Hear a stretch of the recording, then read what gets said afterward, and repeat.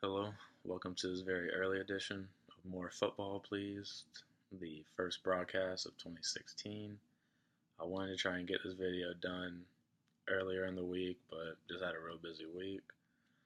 Bear with me, I will be drinking coffee throughout this whole one take broadcast, and I don't think it's been set on camera on More Football, Please. So, thank you to everyone who can make the draft. I had a lot of fun. And congratulations to Cody and Maris. I am so sorry. All right. The first game is War Daddy Buck U versus the Fighting Filipinos. War Daddy, I'm interested in Travis Benjamin. I think he is a real sleeper receiver this year. He came to San Diego. San Diego's a real pass heavy team. And he has that big playability, which I think is what San Diego's been kind of missing. Keenan Allen's more of a target hog. And of course, like Antonio Gates is a great tight end, but they need that real, deep threat receiver. And I think Travis Benjamin brings that to the table. He's got a tough week one matchup against Kansas City, tough divisional matchup. So he would test it right out of the gate, which I think is good because it's only up from there. And on defense, I'm very interested to see how Jalen Ramsey does. Still don't know why he took him number 2 overall. I think he would have been there in like the second or third round at least. But he's starting off against a pass-heavy team, against 2 pretty good receivers. I don't know the Jaguars' depth chart, so I don't know who's going to be mainly covering Jordy and who's going to mainly be getting Cobb. But those are both, 2 tough receivers to try and cover your first NFL game. But hopefully he can get out there, put some points up for you, and make us look stupid for making fun of you for doing that draft pick. And then Nico, I'm interested to see Lamar Miller this year. New offense, like head to toe, except for DeAndre Hopkins and a few people on the offensive line, really. Excuse me. And we'll see if he can actually live up to the hype that he's supposedly this good. I didn't see it at all in Miami. I don't know why Houston put so much stock into him, but we'll see. Hopefully he can, get you some points, get you some touchdowns, and Houston overall as an offense can gel together sooner rather than later because that will help him out, obviously. For defense, Nico, DeQuell Jackson was quietly the number 2 scoring fantasy linebacker last year, and with the loss of Jarrell Freeman on the Colts, I think his stock just goes up.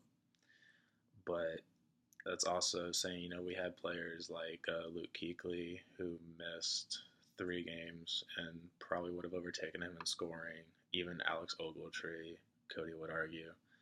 And then DeAndre Levy. These are just a few of the linebackers that I think might pass him up in scoring just because they didn't play last year. But if DeQuell can keep up that same level of play, you'll definitely have a top 10, maybe even a top 5 fantasy linebacker, which will be good on a team that I don't think really cares about defense or really cares about their roster overall. I mean, you still have Joseph Randle, and I don't know what he's doing. He's probably doing his own fantasy football podcast right now. I am not doing predictions the first week is because I would just mainly be following projections. I don't really believe that preseason's an indicator of how a team's going to do in the regular season. So, no predictions this week. The next game is the Bold City Tigers versus the Exuberance for Cameron's team. Michael Crabtree is who I'm interested to see this year. Last year he had a resurgence, played very well. Oakland's supposed to be, rising up pretty good and getting that offense and defense figured out, and he'll be a lot bigger of a part of it than most people think. So if he can keep up this level of play, he'll help you out a lot on receiver, on the receiving end, which will be great. And defense for UCAM is KJ Wright. I think he's one of the better linebackers in the league, but sometimes it just doesn't translate out in the fantasy points, which is upsetting. They got the Dolphins week 1, and the Dolphins, I don't think they'll really be running the ball all that much against Seattle. I think they'll be trying to throw it. I don't think they're going to be successful at all. You can't go into Century week 1 and really expect to win, in my opinion. So I think that he could have a big week one, and hopefully throughout the season can start pulling more points for you and getting into that top 15 linebacker status that I think he deserves to be in. For Ben, Julian Edelman is my player to watch out for. Obviously, Brady's out for a little while, so Edelman is needed now more than ever. But even whenever Brady comes back, can he keep up that same PPR monster status that we're all accustomed to seeing from him? Um, he got hurt last year, but Arizona as a first game is a really, really bad game to start off with, especially with the backup quarterback in. So you might want to limit what you expect from him at first. And for defense, James Laurinaitis made the transfer from St. Louis to New Orleans. New Orleans linebackers kind of suck, like in real life, but they produce pretty well on fantasy. I know Stephon Anthony had a very, very good rookie year for New Orleans, but James Laurinaitis is going to want to go in there, and he has to really control that defense and get something going. So we'll see if it translates out into fantasy points for you.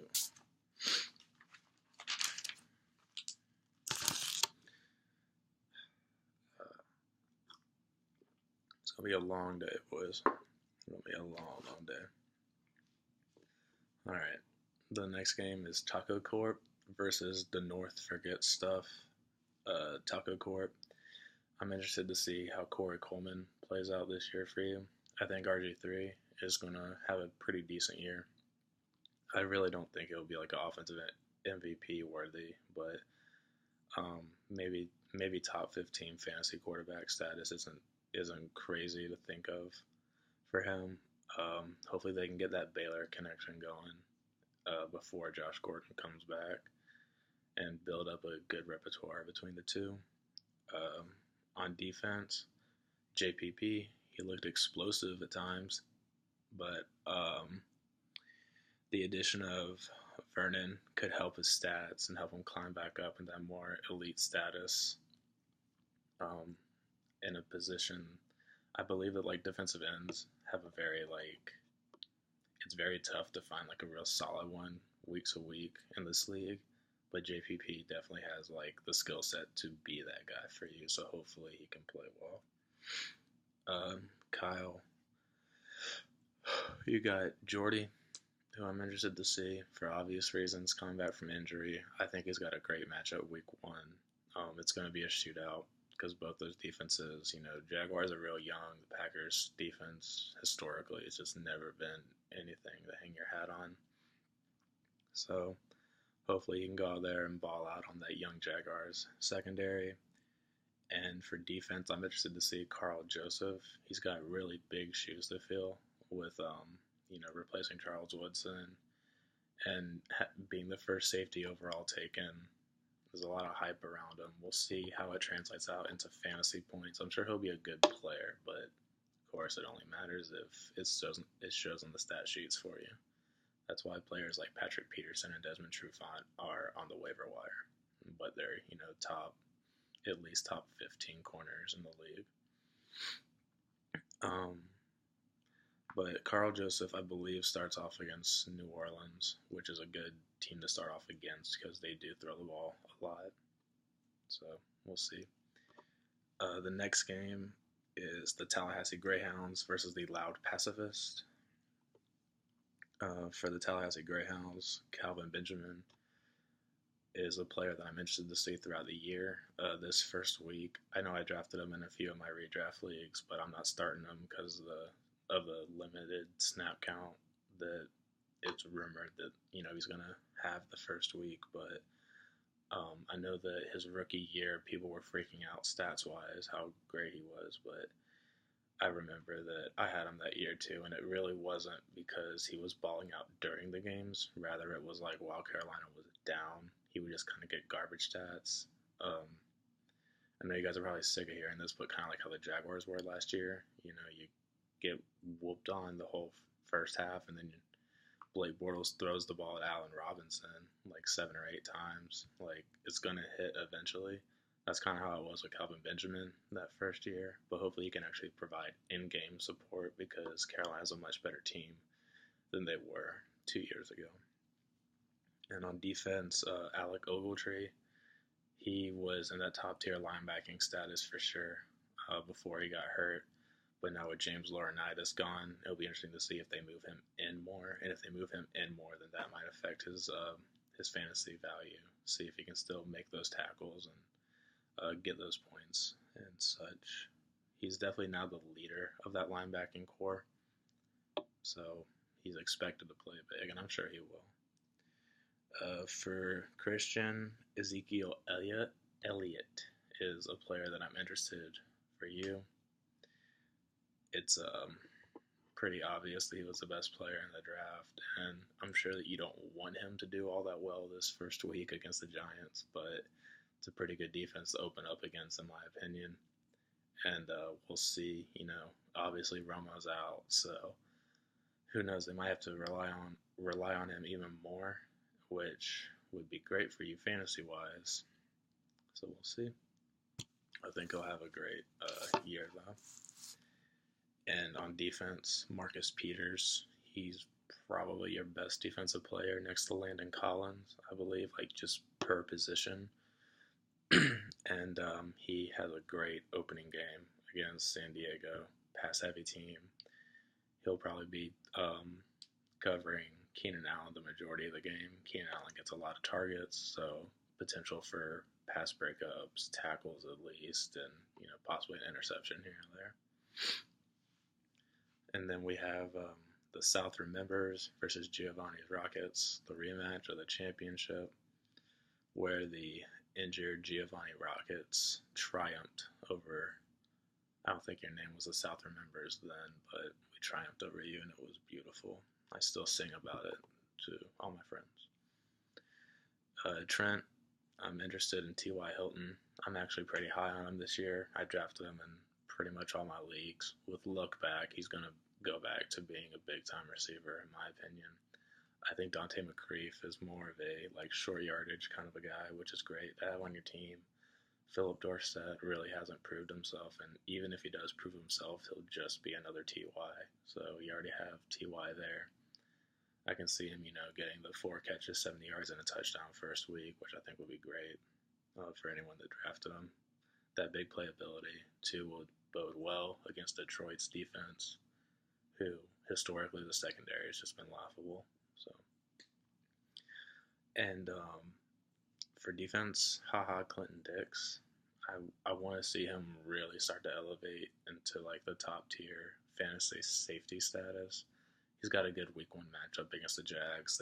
I think that game's going to be a shootout, and they'll be throwing the ball a lot. And even whenever they run, they expect him to play a lot. Kind of in the box, expect him to be in on the tackles. So Clinton Dix, I think will have a big double-digit opening week. For myself, it's Andrew Luck.